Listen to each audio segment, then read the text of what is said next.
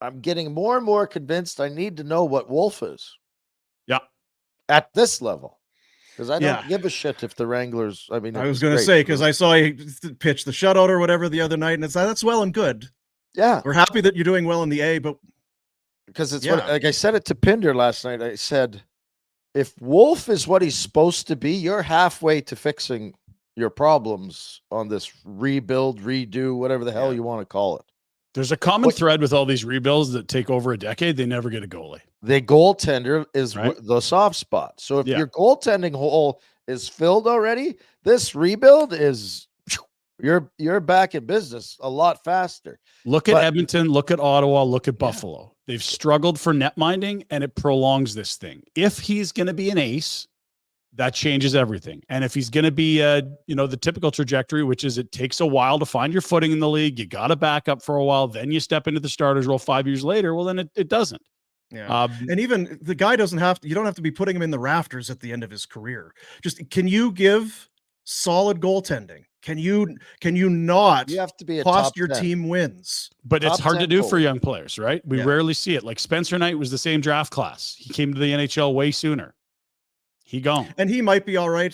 Same with Carter Hart might be all right. We've been talking about him for 6-7 years. And Devin Levi might be all right, but this is why you need to find out. And I'm like, now I want him to play it's impossible to do because they'll never do it because Markstrom's playing too well. But you need to play Wolf for a month straight and find out what he is. Can I trade Markstrom or not? Yeah. Right. Kent Wilson wrote a piece in the Herald today that basically says this is the best time to trade Jacob Markstrom, period. And it's like, when has he played better? And when have there been more contenders that are desperate for a goalie? It's Carolina, it's Jersey, it's Toronto. Maybe it's LA who've blown a couple leads their last two games. Why can't and lost. He play good next year and trade him again then? Well, why didn't he play well last year? I don't know. Like he's good right now. That's what you know. You don't know what he is next year.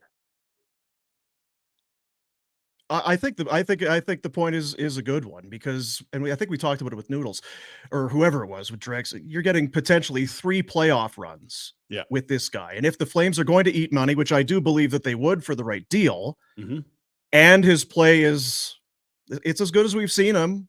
And you're right. You're risking that's close. It needs a goal. So could it be the same next year? It could, but in terms of to this point and where this team is, where we think they're headed, he's far more valuable than Lindholm, or Hanifin, or any of them. My caution to that is, it's because I'm close to it. Because here in Buffalo, they didn't get a legit goaltender, and they tried to hand it off to the young kid, and they're not ready yet. So I'll give you a solution: trade Markstrom for the pile of coins. Go sign a veteran goaltender to a 1-year deal next year if that helps you sleep better, and just cut your loss with Vladar. Make him play in the A if he wants to. I'm fine with it. And I'm fine with it. And if you're committing to stuff, but again, if Wolf doesn't turn into Wolf is the deciding factor in all of this. So this is a long opening statement, but Wolf to me is the deciding factor in all of this, because if Wolf is not what we were expecting, and we dump Markstrom and we go with all these picks and young kids, you can be real good. Ottawa's a great example. Lots of talent and kids, this and that. If your goaltender is no good, you're going to struggle. So what are expectations? What's fair to expect from Dustin Wolf? If let's say he comes up at the deadline and plays for a month, what's a reasonable expectation? What do you mean as far as wins, losses, numbers? Well, you just said if he is what we expect him to be. And I think I think you expect him to be plus 900 save percentage. To be able to make more, he saved a goal, then that shouldn't go in. Yeah. One to outweigh the other, right? Yeah, I don't think he's got to lead them to the promised land and be a 1.5 goals against average, but I think there's only 5-6 weeks from the deadline to the end of the season. And I get what you're saying, but if you gave him a run in the spring, you probably know if it's okay, this guy's ready for prime time, him and Vladar is fine, or you know what, we need to bring in a vet for next year to help this guy. And I'm fine with going for it because I think he will be good, and hanging on to Markstrom, the more I think about it, doesn't matter anyway, because I think that Markstrom, you're wasting a Vezina caliber season in Markstrom by being a 500 team. So what the hell difference does it make? That's just going to make your draft picks worse. Yeah, and it's just 2 years left for him. What's he going to achieve in 2 years in Calgary? Is that what he came and signed here for? Are they going to win cups in the next 2 years? No. And you know what you can't appreciate probably is how frustrating it is for some fan bases and some other teams to have what they feel is a very good team and to be losing because of their goaltending. I just remember when Kipper left town. Yeah. You were just so used. You never thought about goaltending whatsoever, and it's certainly not that level now. But you know what? Even going from Markstrom to whatever else, it becomes, well, who's starting tonight? Is he playing well enough? Should he be playing? You just get into that whole goaltender thing where with Kipper, you were worried about everything but. And you're right. If Wolf isn't the guy or isn't ready or whatever, it could be some long nights where you're playing your balls off and you're getting some goals, but then backbreakers are going in, or you're giving up 3 in the third when you shouldn't be. Yeah.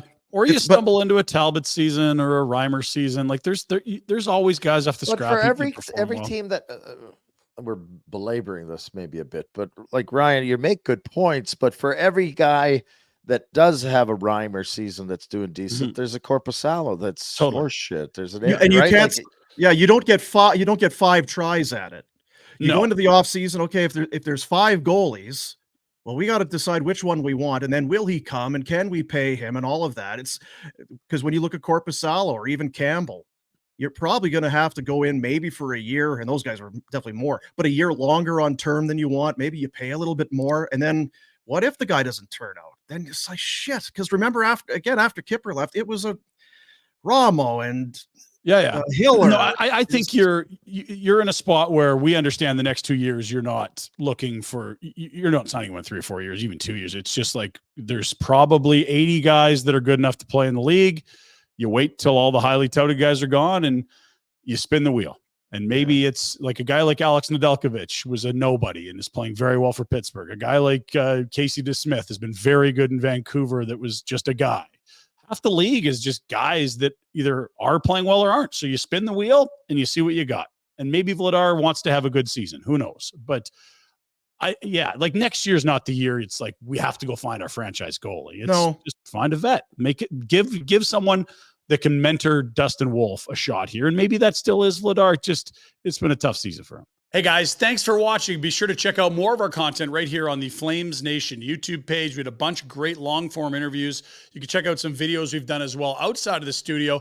And of course, if you want more writing or merchandise stuff, flamesnation.ca or nationgear.ca. Appreciate you watching.